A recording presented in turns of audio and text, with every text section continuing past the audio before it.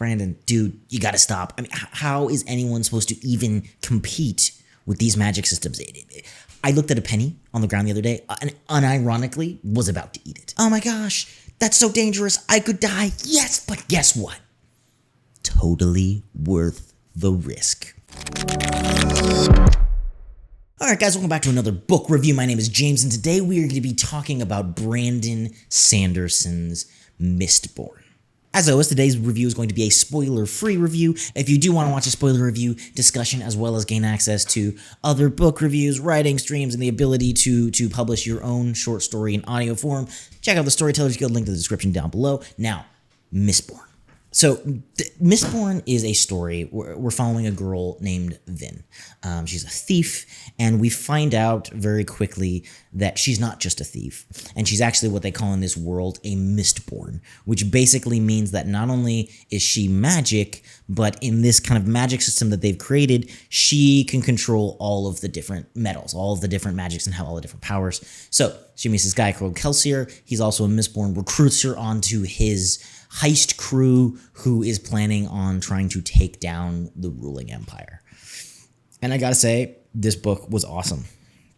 It lived up to the hype in all sorts of ways that I didn't expect. First of all, I have to say the setting is just fascinating. And I've heard, you know, I'm a big fan of Brandon Sanderson, so I've watched a lot of his videos and different talks like that. And I've heard his whole pitch was kind of like, oh, a world where the Dark Lord won, where the hero failed, which is an awesome elevator pitch, and 100% is the setting. And the setting was one of my favorite parts. Just the fact that the whole world is covered in mist constantly as kind of an element of the world, as well as the ashfall constantly. It feels like a post-apocalyptic world, and yet he did such a great job of showing how that's normal for everyone else. Everybody's just cool with it. They sweep up the ash, they do their thing, they do, and that was really cool. So I love the setting, right? I love that this is not just another medieval fantasy. It's not any of that. Look, Brandon Sanderson was taking these ideas and he was saying, look, let's do something new, something different, but not just willy-nilly to make it more interesting. Not that the story's boring at all, but to make it more interesting,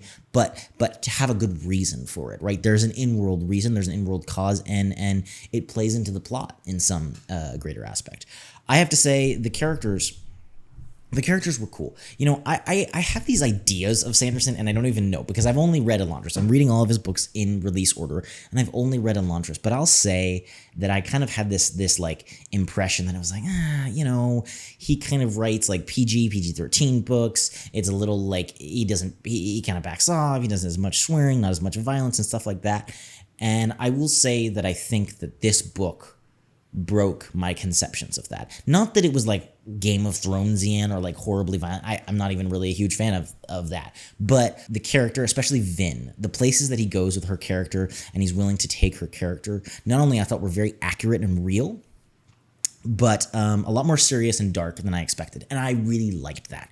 I would have had a very hard time buying this thief character in this kind of glossed over, shiny new world, which is supposed to be ruled by the Dark Lord and defeated. And he didn't do that. He went away from that, and he was willing to engage with some kind of darker leanings of the characters, darker impressions, darker backstory and implications, and I thought I really enjoyed that. The character of Vin especially felt very real to me. Kelsier, her sort of kind of mentor, same thing, man. I really loved his backstory. I don't want to get too much into the spoilers.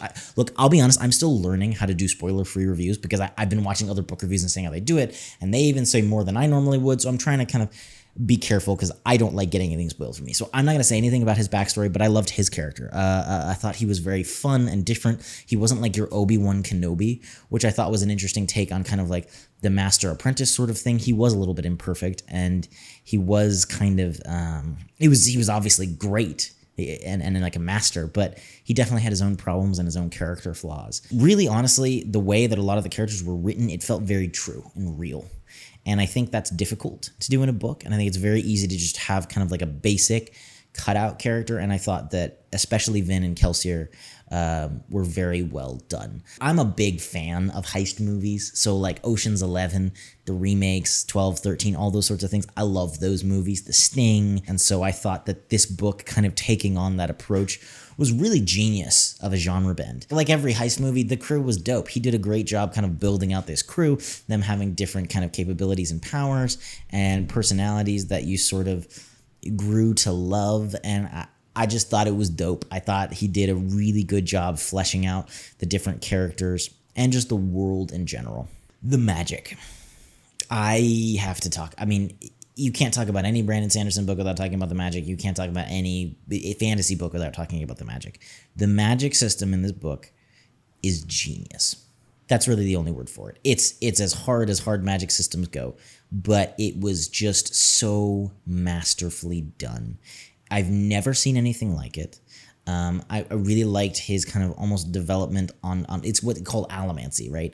And basically every metal gives the consumer, they'll consume the metal, like flecks of the metal, and it gives them different powers.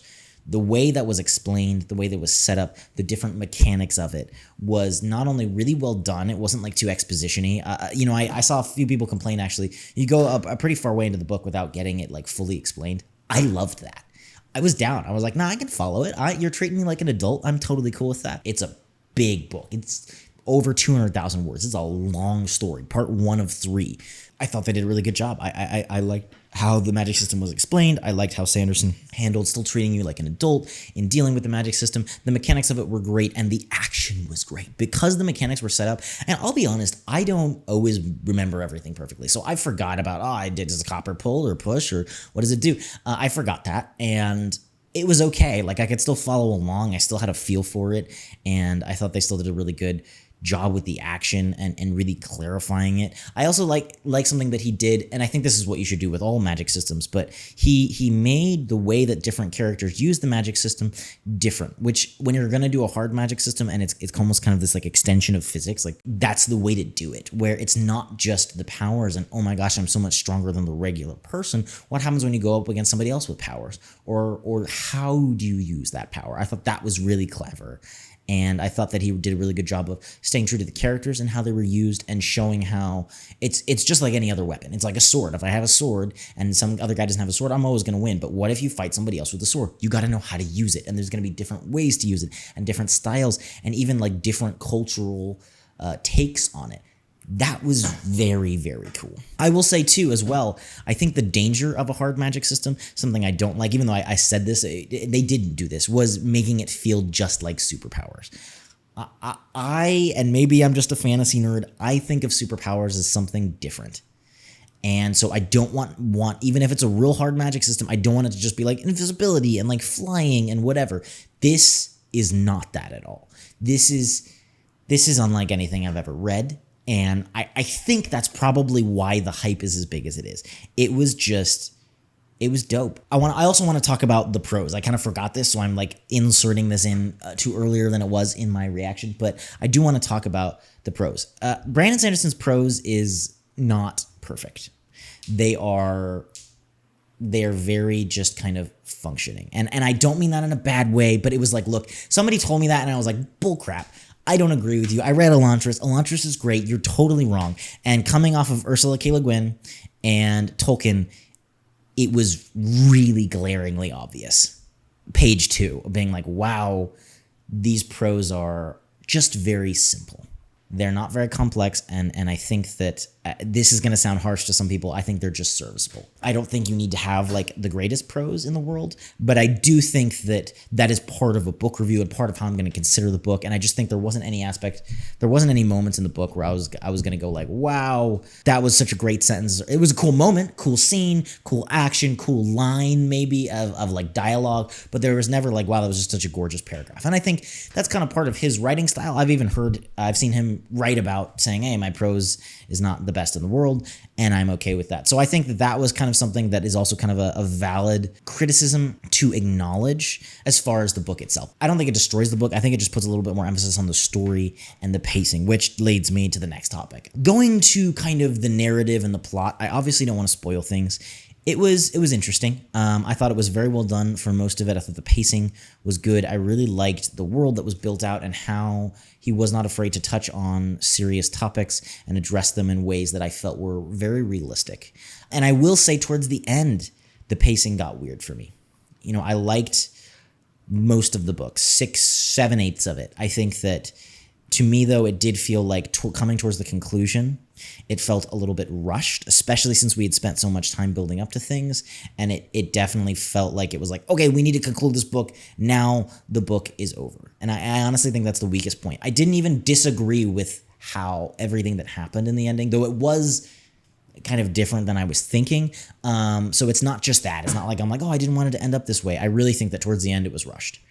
And so I really felt this kind of like, okay, now we need to wrap it all up, especially since it's like, dude, I'm in. Like, I've already invested 200,000 out of 260,000 words into this book. You know, take me down slow. I don't care if it's another 60,000 or 80,000 or 100,000 words. It's like, I've already read this massive epic of a book.